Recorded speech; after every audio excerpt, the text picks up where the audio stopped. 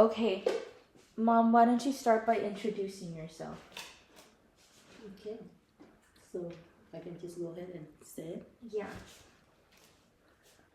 Okay, my name is Anne and I'm Kim mom, and she is trying to interview me for her school project. And here we are. We are taking off the tree for our 10th celebration. So every year we do this for 10th celebration, that's Lunar New Year celebration. And we put up all this for decoration on special Lunar New Year. I remember I've always been close to you. But what was your relationship with your parents like? We not really close to each other. Vietnamese culture, we always have the distance between parent and children. They are always acting like they are older, so we has a lot of respect for them, but we not talking to them closely because we kind of like scare them more than talking as friend. So we love our parents. We always respected them, but we not close to them and talk to them like children here talking to their parents.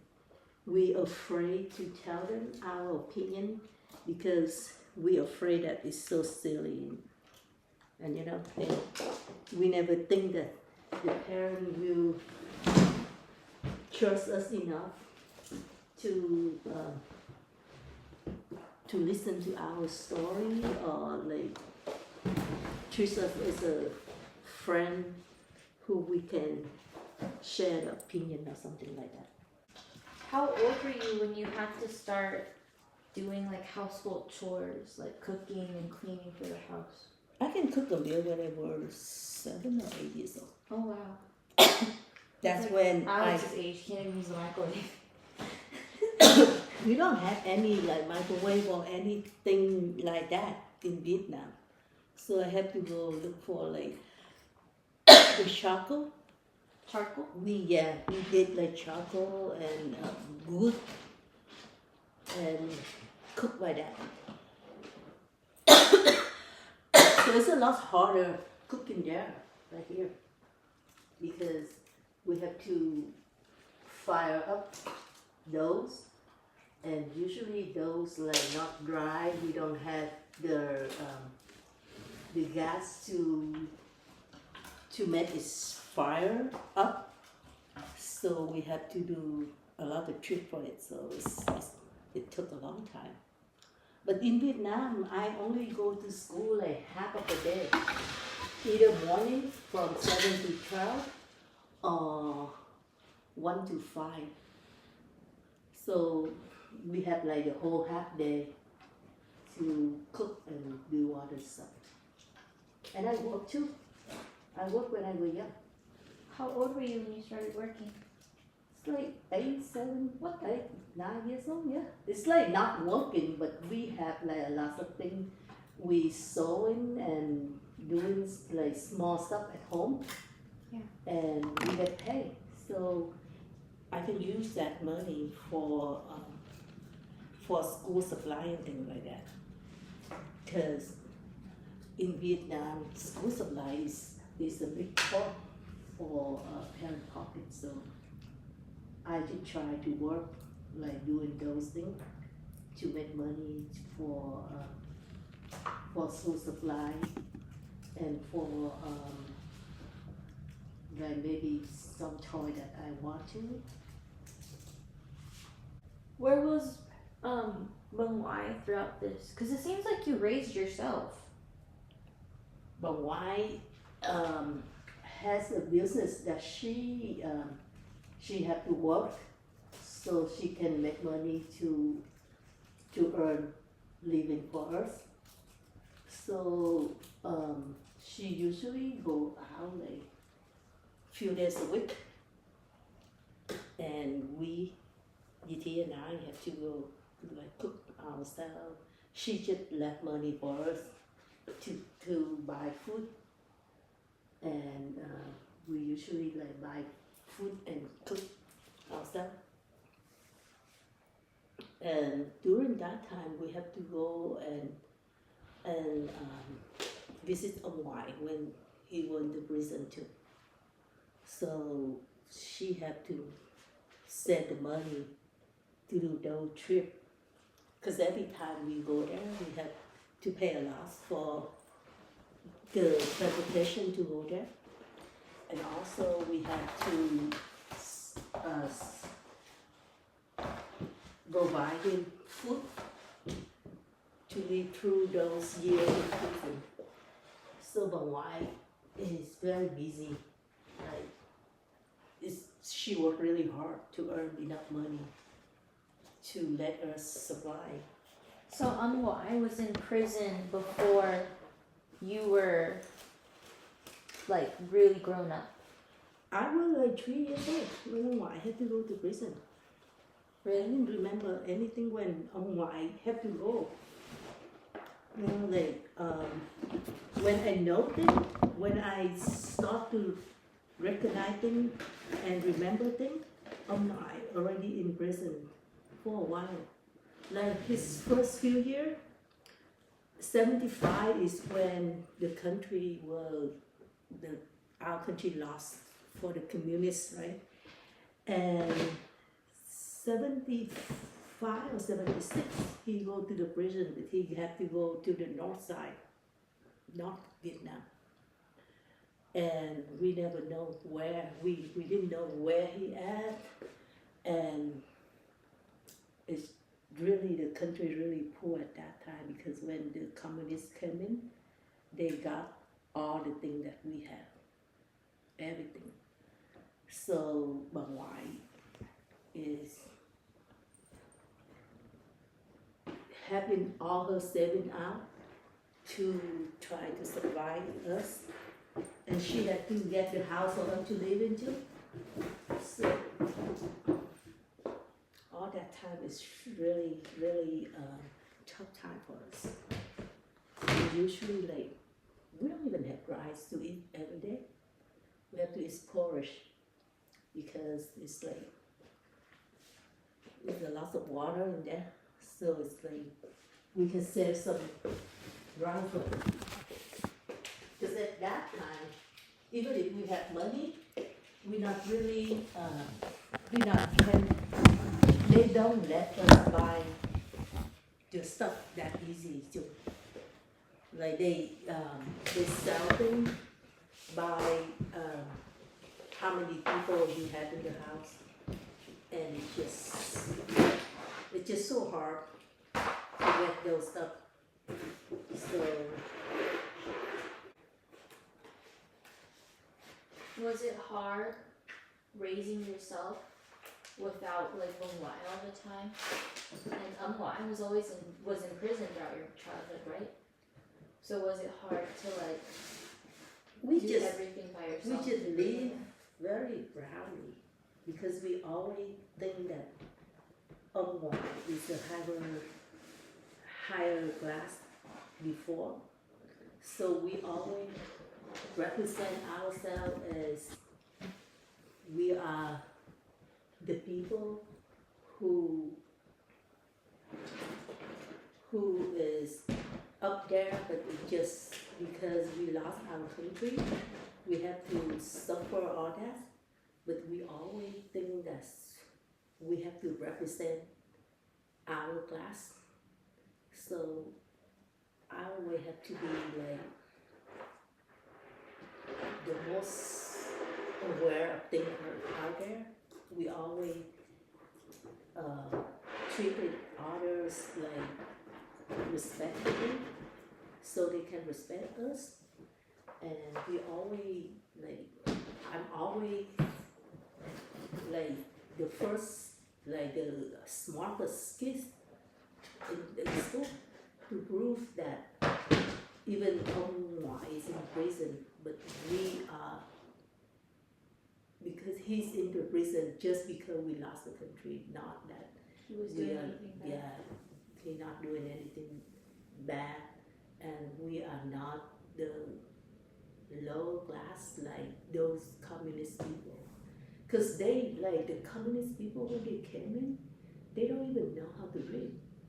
But they always act like they are up there. So we always prove ourselves that we much higher than them. We have more. We had much higher class than them. That like, we always have the confidence. I don't know. I think the country now is more equally. People live more equally and not worry much. But at that time, we always have to have like the conflicts between people from the north and people from the south. We always have the conflict, even if like you from the north, but we call 54 north and 75 north. So 54 north is people who like on white.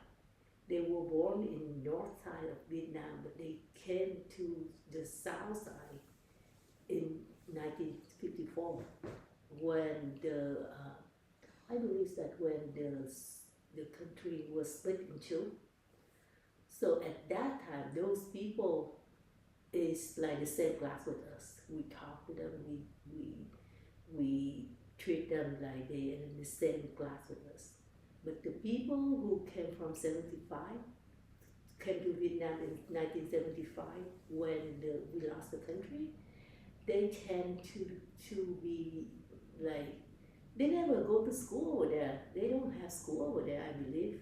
So those high class people in the north side army there, the most they can learn is they graduate from third grade school. So they very low class. They thought that they have the power and things, but they really they don't know anything, and they try to prove that they are higher than us. I remember they always said that they have better life or anything than us. And once they said that, so we said that, oh, before 1975 we had ice cream. It's really yummy and all that. And then they said, oh, in North Vietnam we have a lot of ice cream that we don't even like. We have so much that we dried up. We give them out, like we dry up by the sun. Because they don't know what ice cream is. Really, they just try to show that they are better than us, but they says a lot of stuff that we just didn't make sense. Yeah, it doesn't make sense. It just and they came into the south. They try to like get whatever that we have and to blend with their own thing. So we have a big gap between North people and South people. We not like even talk to them. We don't like them. We don't want to interact with them. I think now they don't have that anymore. When you were a kid. But when we were a kid, and even now, all of my friends, like all of my classmates and things, none of them like speak North language. Yeah. Because we don't want to play with them. We don't want to hang around with them if they speak that language. Really? Yeah. Why did Ngo move from the north to the south? Because that's when the country split, right? Yeah. So he just came to the south because he wanted to join the army to fight for the south. Why didn't he fight for the north? Because the north is communist. And he wasn't. He wasn't. He doesn't want to. the communists always go after Catholic people and all that. Yeah. And his family is like big Catholic people. Yeah. So he's want to join the army. So he fit with his age, so he can join the army earlier. That's why he was born in 1938, but he had to put in the paper that he was born in 1934, so he can join the army.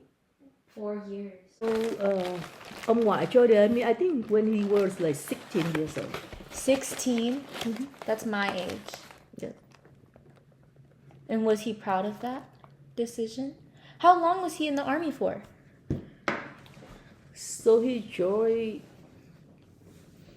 He said he was born in 1934, so he joined in around 54. No. Yeah, about 56, 59, and until 75. So about 20 years. Yeah, more than that. I think more than that. And what year were you born? 72. So you were born two years after he was done with the army. No, he was not. He's worked with the army until 1975. Before. Oh, okay. Yeah. During the, I think he worked in the army. He went to he joined the they call the Red Barrel. So they go and he went into the forest and thing, try to find where communists lay hiding, and then he go circle those, so the army can go and like attach them. That's why they hated Ngo ERWC, because he's the one who hunt them. A human hunter. Yeah.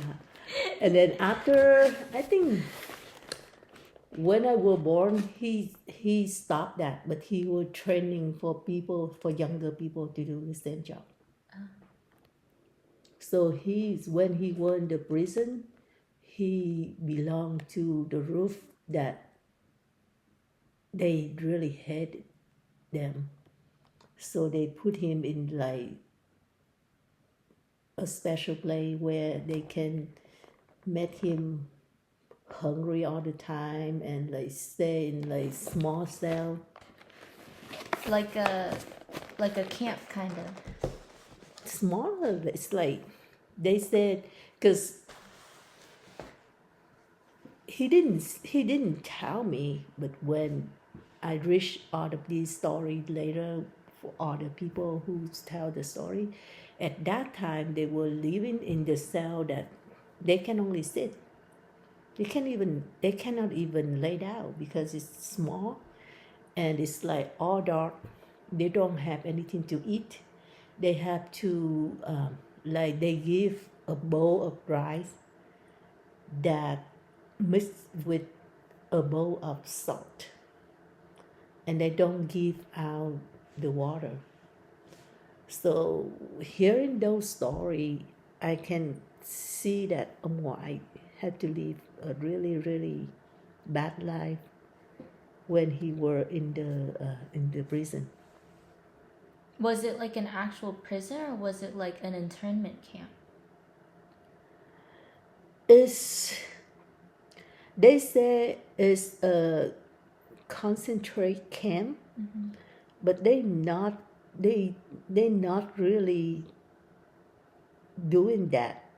They put the people in there so they can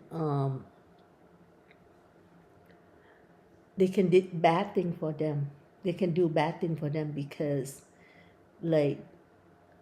to pay back whatever that they think those people in the army did that for them. Like all of those years, maybe they have to live under the ground, and like hiding from all the airplane from the army. So they want them to live like suffer like that or worse. So they don't give them food, they don't give them water, they keep telling them that they are bad people. Like they make them suffer, not just physically but it's also mentally. A lot of people try to escape it. A lot of people die. A lot of people who not listen to them, and they like beat them and all that. They all of these years I heard those stories. It's so terrible. What was your childhood like having a dad in concentration camp, but you weren't in the camps? I will always like think of him and want to please him, because like I know he had to suffer in there. So I always do the best thing so I can tell him when in the letter or whenever I have chance to see him, like maybe once a year.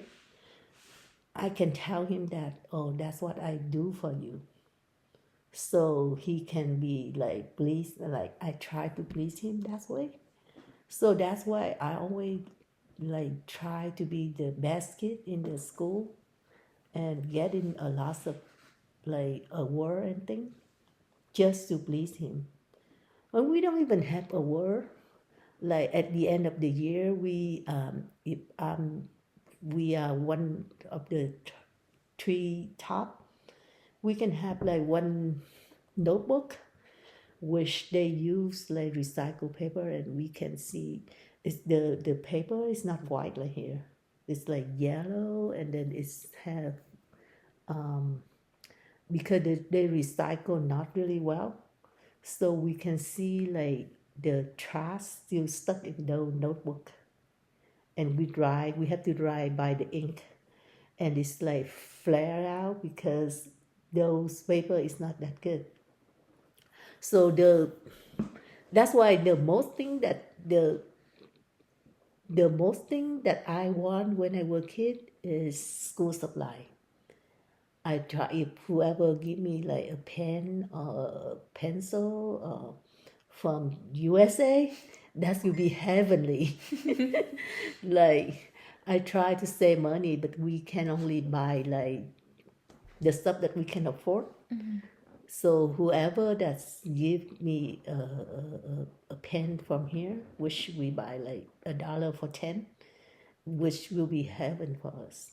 Yeah. When we were kids. So yeah, and in school a lot of stuff we learn, it's just learned by heart. We not we can't tell them our opinion. Nobody gonna respect our opinion, because like they are teacher, they just teach us whatever they tell her, we just write down. They have like, it's not like discussing in school. Like they have a book and they just read out of that. They have that note and they just read out of that, so we can write out, and then we just learn by heart on that. So, and then we cannot have any opinion or no discussing in the class. So whatever they said, we have to learn on that.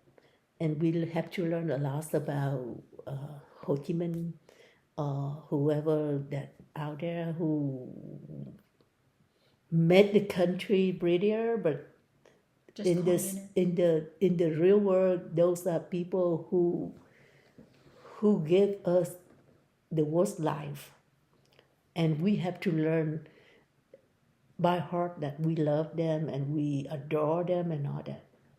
So we were taught that we not living our own opinion. We have to hide our opinion and we have to please them. Even if we have things to against them, we not gonna we can't say that. We never say that. We always have to hide our opinion. How did you feel when they changed the name of Saigon to Ho Chi Minh? When I was a kid, I don't think much about it, but we always call Saigon anyway. Yeah. We To never, this day, yeah. yeah, to this day. We always, like when we were in school, we always try to be the best kids of Ho Chi Minh. Like we call him Uncle Ho, Bác Ho, and we always want to be cháu ngoan Bác Ho, like the best kid. So like The one that imprisoned Grandpa. yeah, so we, like we not living as a kid. Yeah. We don't have that naive. We don't have that. So that's why I come over here and I always adore kids that they are acting and being as a kid. Yeah. They talk their own opinion and they say a lot of silly things that they not worry that they can upset some other people or they can tell their opinion even like if they like this person or that person, they can tell their opinion. We don't. We always like, oh, I love Ho Chi Minh and all that. I mean, like, we're not saying that, but we always taught that we have to do that. Yeah. Even we don't like, we still have to be like that. So that's what we call like you put things into people's head and you try to train them that way, teach them that way. But it's not for us. We always like after school or outside of school, we always taught, like we don't like that. Those are liar and all that, But it just we know that, but we just have to learn that. Yeah. So it's a lot of conflict. How long were you in school in Vietnam for? 12 years. So you did kinder through 12? Yeah. And you moved to America right before college? So I came here when I was 20 years old, 20 something year old. So I didn't go to any college because first, if we are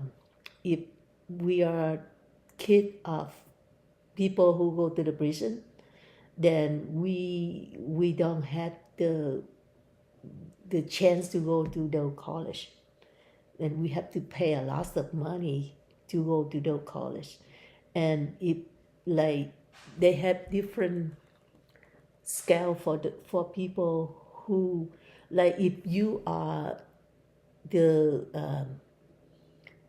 kids from the people who was in prison from the previous government, like you have to be like maybe 30 point for all of those like 3 maybe like 25 for 3 subject that you apply for. But if you are like kid of those people who at the present government, you only need like 15, like about half of what other people have to do.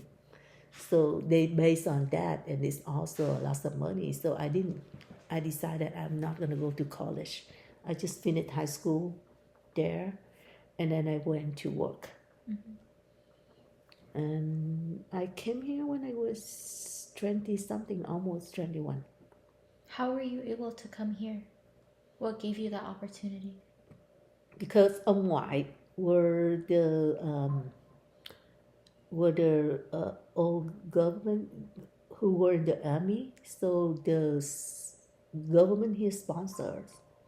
So we came here because ông ngoại. So you're a refugee, not an immigrant. We are refugee, yeah. So we came here. The government like give us money to survive for I think 9 months. They give monthly.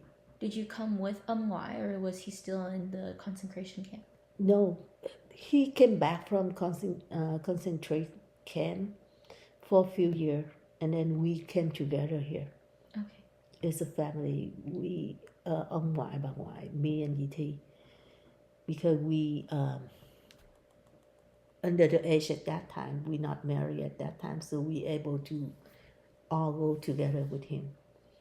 So if like bà Loan, her family came here, is her dad was in the concentrate also. We were in the army before too, but because she got married, she could not go to United States at the same time that her family go. Yeah. So yeah. When you came to America, what was like the most shocking thing? What do you mean the most shocking? Like what we adore or what we not? What you adored? I think I love the life that people who go to school here and have a lot of opportunities where they can do whatever they want in school and become success, like much better success than they have more chance, more opportunity than us. So when I were a kid, all I wish is I can go to learn how to play piano. And I couldn't because it's too expensive there. Not just the piano is where we can never have it. And paying for those, we don't have money for tuition. So a lot of things that I want to do as a kid, I couldn't because we don't have the money, we don't have the means for it. So I think that's why I always want you guys have the best life when you were in school, because that's the most I desire when I was a kid. And a lot of time, like when I took you guys to the field trip, when you guys have a college life and you guys tell me what happened in school and what happened in college and all that, I kind of like live with you guys through that. Like that's what I would dream of when I was a kid, and now I can live with it. So that's what I think the best thing in here in United States. So I think the childhood is children here is I think it's the best life that people can dream of. So you would never want to raise kids in Vietnam?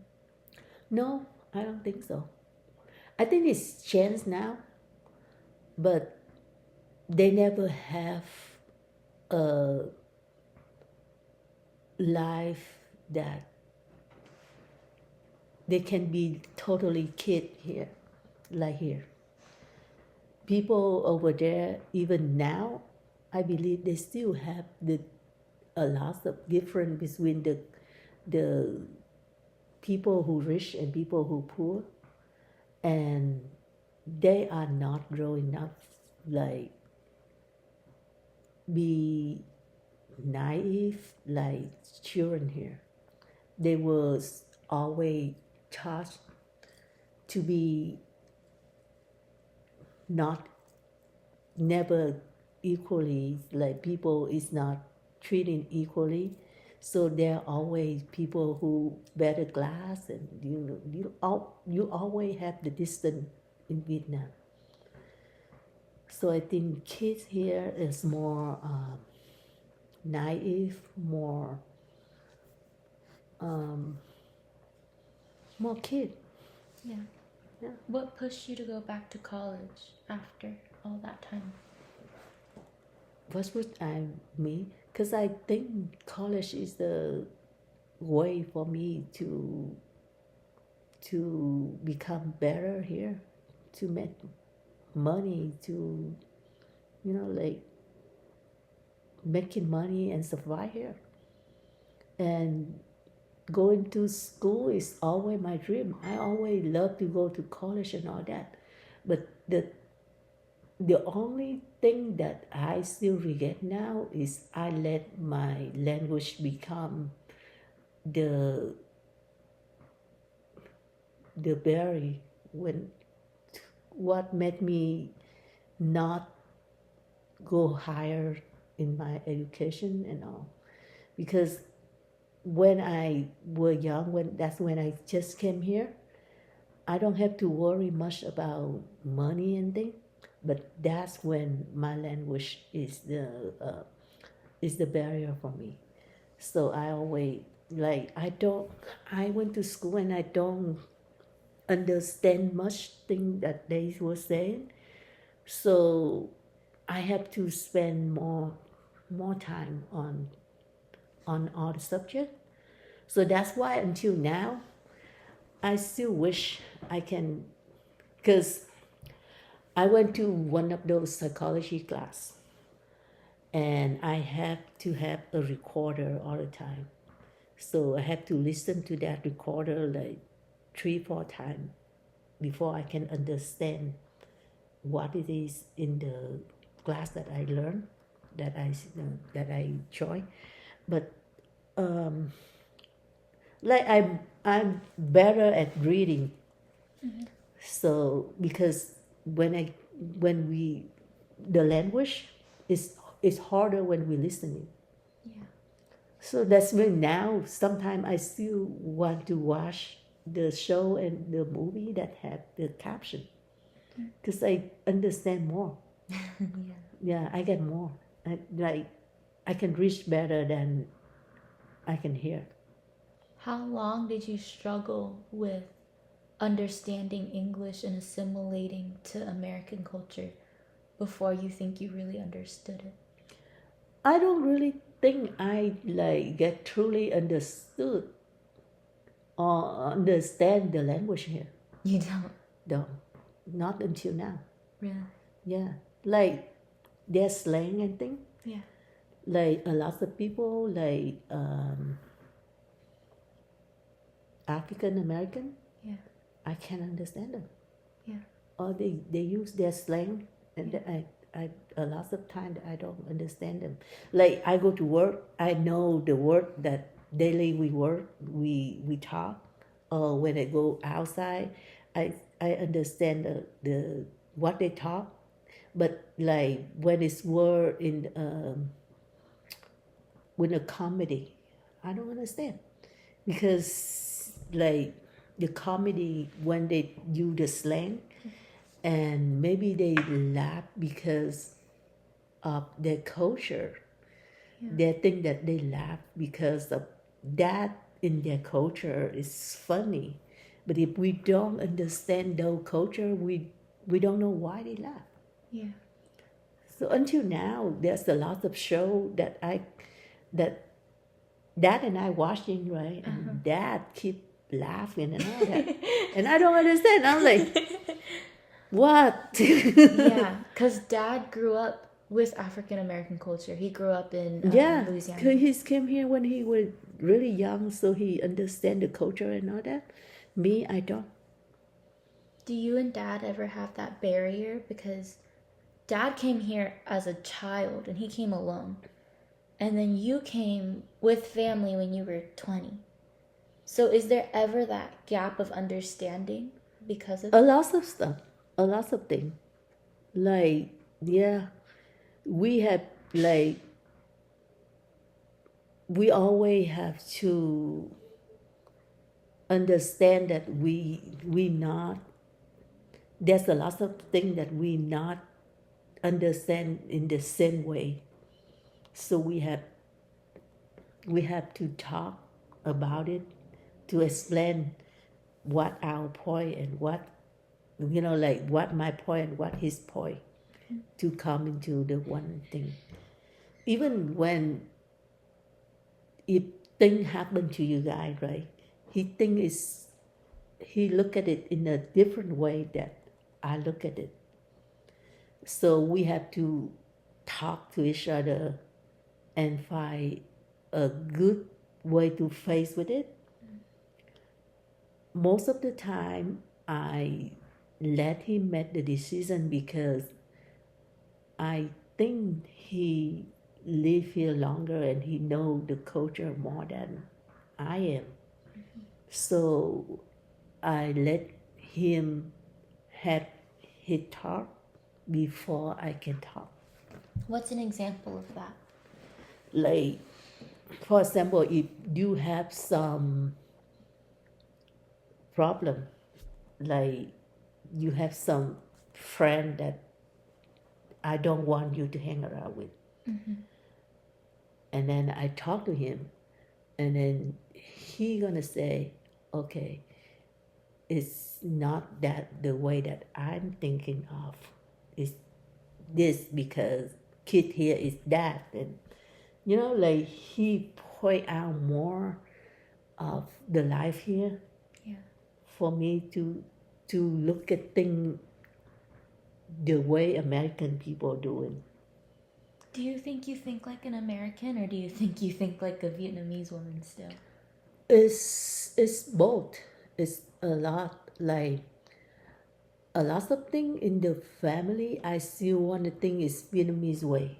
Yeah. But like when I go to work or when I have to treat people out there, of course I have to do it American way, because it's the common sense for people, right? But like a lot of things that in the family, I still want that Vietnamese way. Like we always sit together, we always respect the elder people. We always let them, we always listen to them. Sometimes we know that they are not correct, but we never correct them. That's Vietnamese way. Yeah. That's why a lot of time, like people said, have you ever think that you're gonna marry a white man? People ask you that? Yeah, like or people who never speak Vietnamese language. Yeah. And I thought about that, and I'm like, if I talk in my dream in English, then maybe I will get married with people who only speak English. Yeah. Because I still talk in Vietnamese before. I mean, like, we talk, like, I don't have to translate. Now I don't have to translate from Vietnamese to English. Before you speak. Before I speak. But a lot of important thing, I still think in Vietnamese. And then try to translate it to English and talk it out. So I don't think that's like people who are speak English will understand me 100% when I express my feeling, because I still think in Vietnamese before I express my feelings. So I think it's still a gap. That's why I always wish that you guys can marry people who speak our language. So it's easier for me. Like if we hang around with your in-laws, Yeah. it's we still have a lot of things together to do, and easier to talk and all that. Yeah. And I still think that Vietnamese culture is a lot, like still a lot of good thing that I want my grandkid or my family to keep it. Do you think that there's a barrier between you and I because I don't speak as fluent of Vietnamese? Not much barrier, but a lot of things like when I'm listening to a song, a Vietnamese song, I cannot you can never feel the way that I feel because you don't understand the language, and I cannot tell you what it is in English. I mean, I can summarize in English, but it's not like when you listening the whole song. So that the barrier, the barrier between the language. Yeah. So like when I'm listening to the music and or I watch a movie in Vietnamese, I'm like maybe I cry. For example, I cry, and you can never understand why I cry because of what that movie or because of that song, because you don't understand it. But no matter what, even if I'm like fluent in English, the translate is not the same as you feel it in the language that you have. Because there's many words that That's there's no direct translation from English to Vietnamese. Yeah, and then not just all that, it's all the culture and the experience that you live through that, so you understand why that is a touching thing when other people is not. Even dad not understand that because he not growing up in that, so he not understand, he not feel the Vietnamese song as I feel. Yeah. He not understand all that. Do you ever feel like a sense of loneliness because of that? Because sometimes yeah. because there are things that I just have it for myself that nobody can understand me. Maybe I talk to my best friend and we can share that feeling, but it still have like other corner that we still not express the whole thing. Like we don't have 100% of anything. I feel like we always have that much percent, and then the other small corner is still my own thing or their own thing.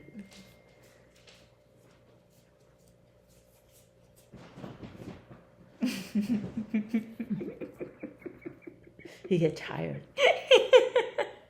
He needs to sleep. Yeah. Do you ever wish that you had someone that was like you, understanding Vietnamese culture to its fullest?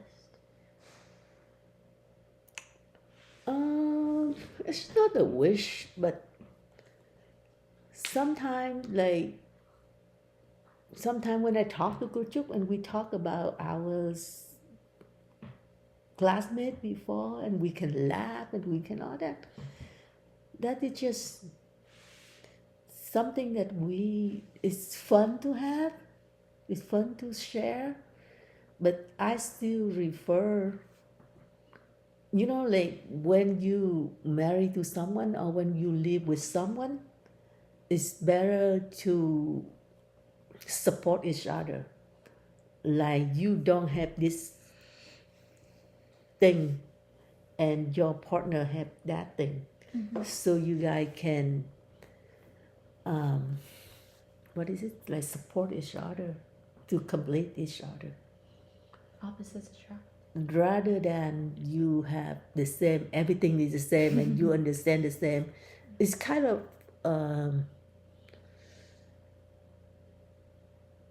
it's I don't know. I don't think it should be that way. It's I think it's fun, but it's not like it's not complete. I don't know. Yeah. I think it's not meant to be that way anyway. Did you ever think that you were gonna marry a man like Dad, like an American, basically? Because Dad's ethnically Vietnamese, but he's very American. I don't know. I think like people who know me or very close to me, they always think that it's just too much different between me and Dad. Because that is too much Americanized when still too much Vietnamese. So yeah, a lot of people think it's that way. I don't know. I don't think it's that way.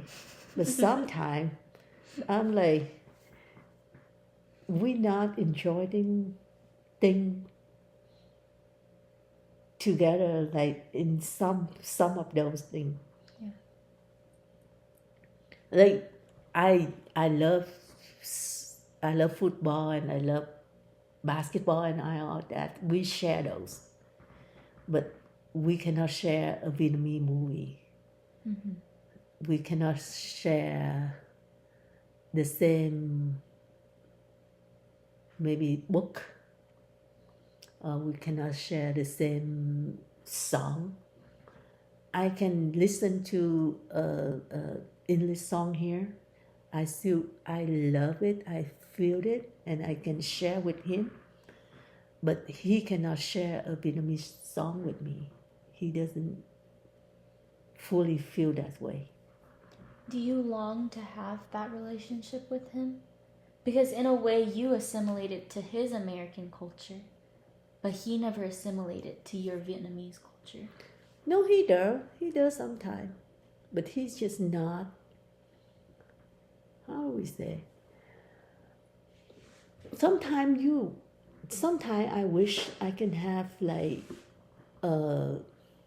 someone who a little more, it's maybe we call it romantic, someone who can be your soulmate. But he is not that way. But he had his own way. Like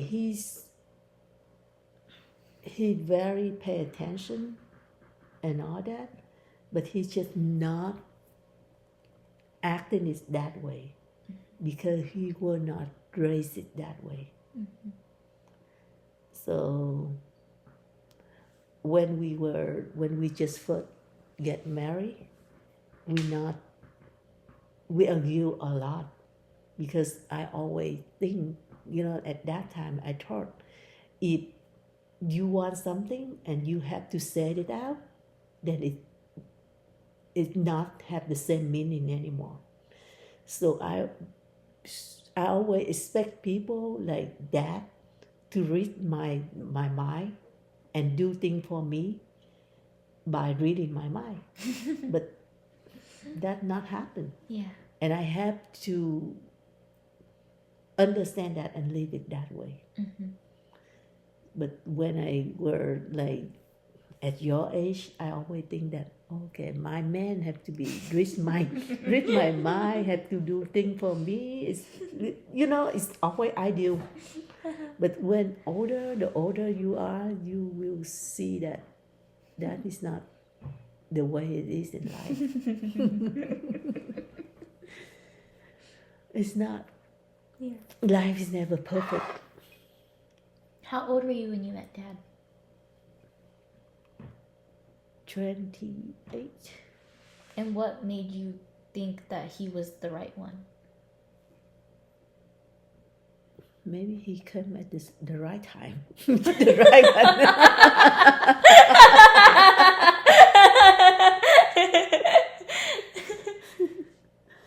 You know, it's the right time. It's not the right man.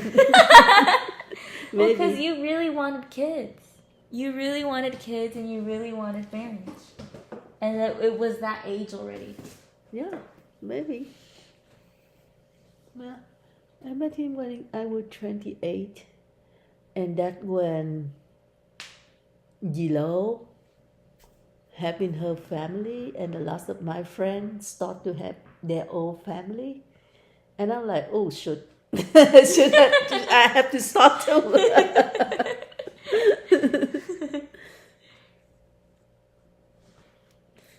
How did you meet Dad? He's my tutor. No, I have a school for website. Yeah. And I went to his house. He had a roof that he teach how to do website thing, and I came. And I met Dad there. Dad is like a tutoring there. What was the first thing you remember about him?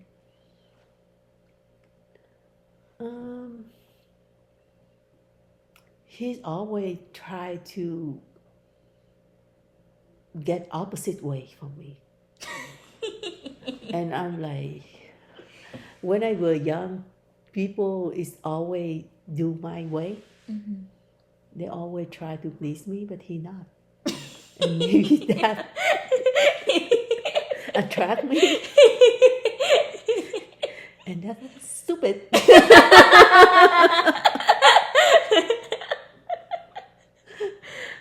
Because that caused a lot of trouble after. Yeah, he's always like, he always says something that caught my attention in a bad way. So then he asked you to go on a date. Yeah, it was my birthday. And he took me out for dinner. And then we just went out for dinner on my birthday. And I know, but they don't know. What was your first date? Huh? What was your first date? It's on my birthday. I know, but where did you go? Oh. Sizzler. What was your first impression of that? Wow, this man is cheap.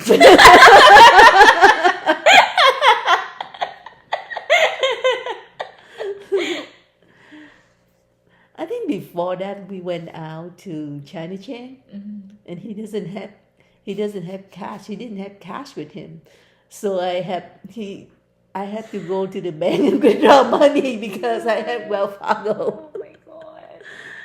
I was just so naive. Okay, well, what made you think, yeah, that's the one? Yeah, that one. I don't know why, but people before him, they always like very gentlemen. They always show up that they have money. They always try to please me. But then this man is never pleased me. And I think it's because he has something that I have to, like, I have to win. I have to catch his attention or something like that. Maybe because of that. It's like, I just like chatting. I just like things that, Just wanted to be challenged. like, maybe challenge. Yeah. Like, I don't want people who, like, before, it's not like that, but they're guys that's that want me to be their girlfriend. Mm-hmm. And if I say a dog is a cat, they still agree with it. And I always I even tell them And that. you didn't like that? Yeah, I even tell them that, you know what? If I marry you and I have to yell at you like I yell at my kid, and I feel tired about it. So you like that dad is decisive and he Yeah. has his own opinions about things. Yeah, I think I like to be challenged. I want the man that to be tough and have to be like make the decision and make things that I have to be of mine. Yeah. I don't know. It's just like they call it the fate. Mm-hmm. Like you marry someone, it's just a fate. You think that was in God's plan for you? Yeah, it's maybe. Do you think that your life that you've lived with dad, like getting married to him and having kids with him and like having 3 kids and having that age gap of children, like do you think it's all meant for you? I think so. Like when we like at first when we just married, right? He not believe in God much. He didn't go to church. He not practice anything, and we always argue. And my prayer to God is I wish to have a family to go to church, and because I always have to go to church by myself, and like I pray every day that I want to go to the church with my family, with my husband and my kid, like family go to church and living in a Catholic life, and seeing the day that he went to church and thing, we not argue with each other much. Mm-hmm. Like maybe because I think he did that for me, Mm-hmm. and I try to be nicer to him, Mm-hmm. to give him, like to do something good for him also because he did that for me. Mm-hmm. So because of that, I think our family is stronger Because dad became Catholic. because that became Catholic, and we pray together. So a lot of things in life, I think without praying, we cannot get it. Like when we have to move from here to Texas and came back here, it's a lot of things that God did for us to lead us into this life to have what we have today. Do you have a moment specifically that really made you believe in God and believe that He's out there for you? Yeah, the time the accident that when I carry you. Well, tell them about it because I know. Because when I was pregnant with you, I was in the accident, right? And How many months pregnant were you? it's like 8 months, 7, 8 Oh my months, goodness. 7 or 8 months. That's what 7 months Mm-hmm. because that were in July. And I'm August 31st. Yeah, you were supposed to be born in September, so I went back from work, and I was pregnant really big already. And that day in the morning, I took that to the airport. So he wasn't. So he can go here for an interview to come back here, to come back to Cali. And in the afternoon, when I went back from work, the girl just hit me And that time I still have my rosary with me. So I'm like, God, Mother Maria, help me, save me. And I think they do. They did. Yeah. So, you were in Texas alone when the crash happened. Yeah. I was in the hospital, so I called Yilo, and Yilo told Dad. Yolo was in California. Yilo was in California, and Yilo told Dad. And Dad want to come back, but I said, no, you need to have that interview and come back at the time that you plan, because changing the plan is a lot of money, a lot of money for the air And ticket. we were poor. Yeah, we were very poor at that time. We came back here, we don't have any money. I mean, I think we have enough to pay for 1 month rent. Oh, wow. Yeah. And we're really poor. But God just arrange our life and lead us to wherever it is. So I believe a lot in prayer. I believe in the power of prayer. And I always pray to live the way that God planned us. Because if we pray for the life that we want, maybe it's not the way that God wants us to live. That's why I always pray that God give me the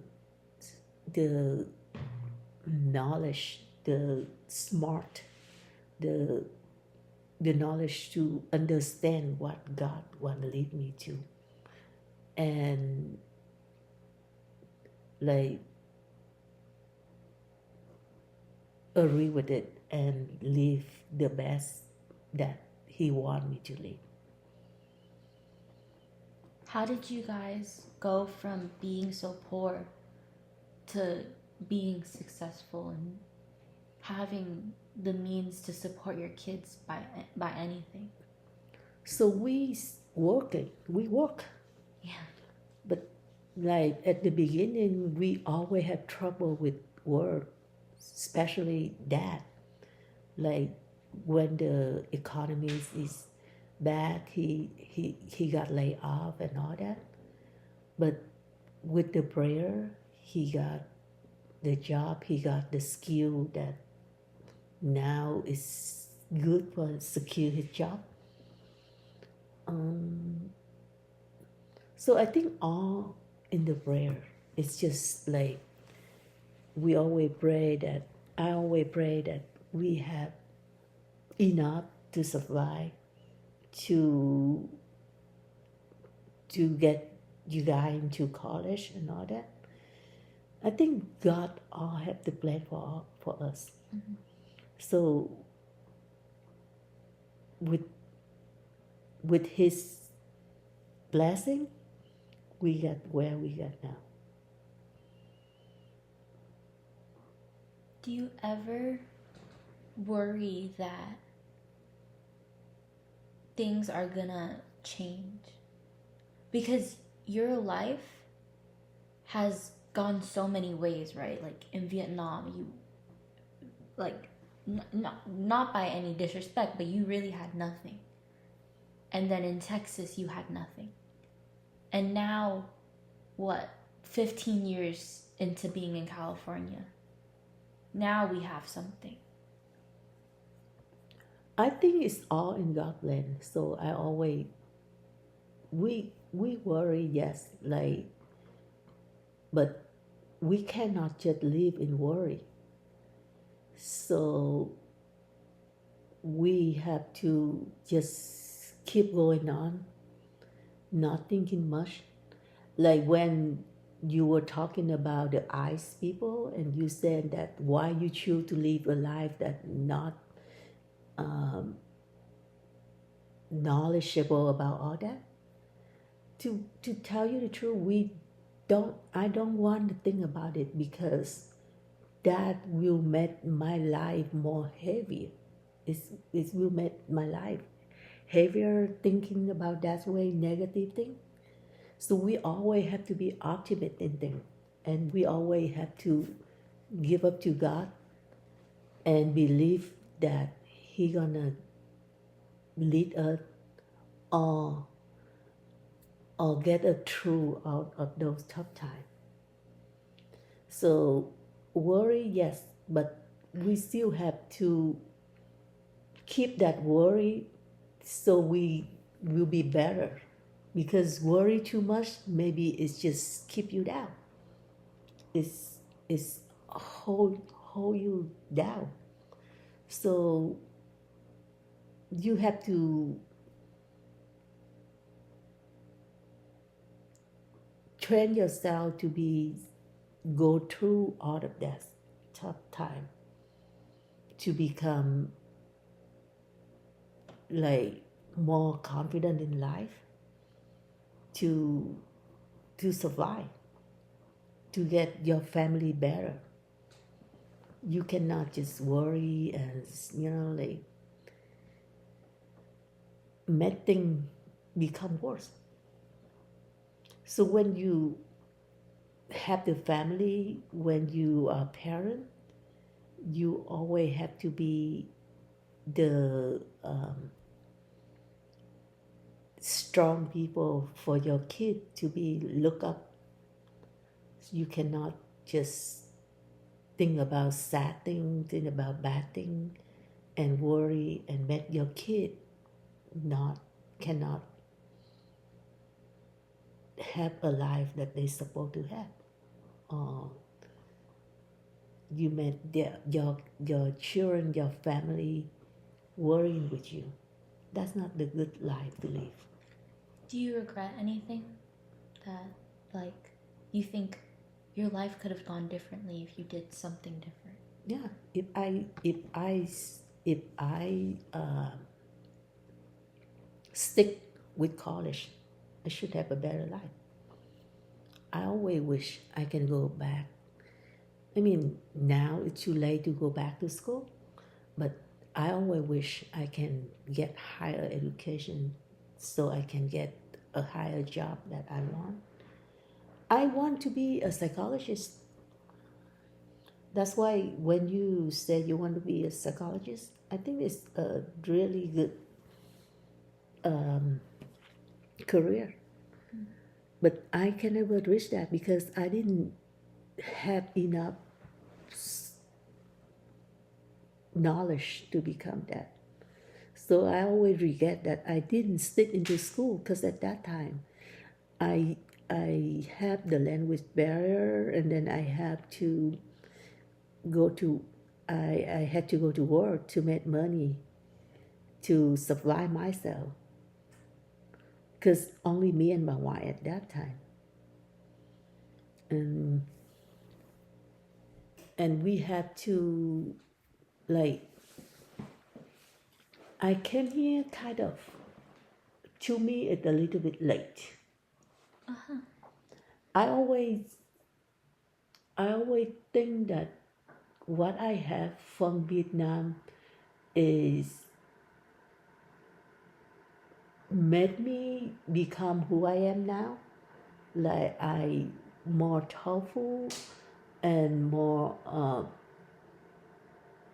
understand the Vietnamese culture more when I older came over here.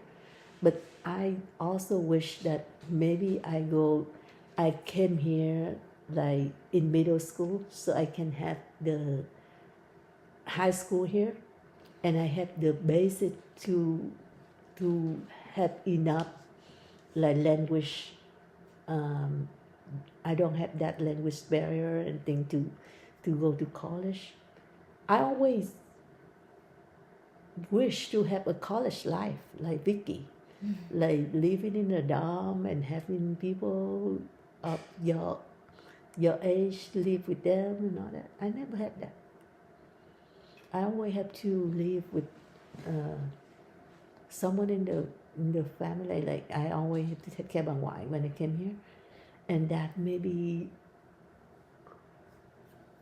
I always wonder the life out there when you have a freely of not worrying about anyone to live. You've always had to worry about someone. Yeah.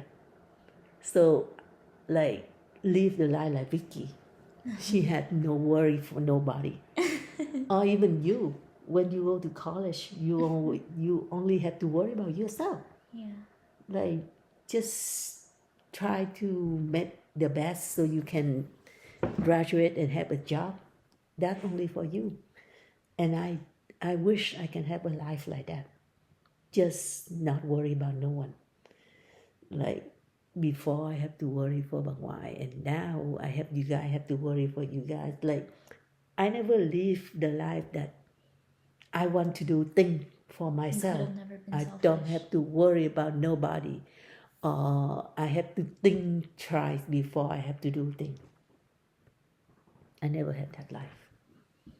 And I think that's maybe if like I have a wish, maybe I can live like that for a few days or month or something, that I can do whatever I want. You could be selfish. I For a can be month. selfish. I can do whatever I want. Yeah. Not worrying that, okay, the people gonna need me or what that people, like, just leave it.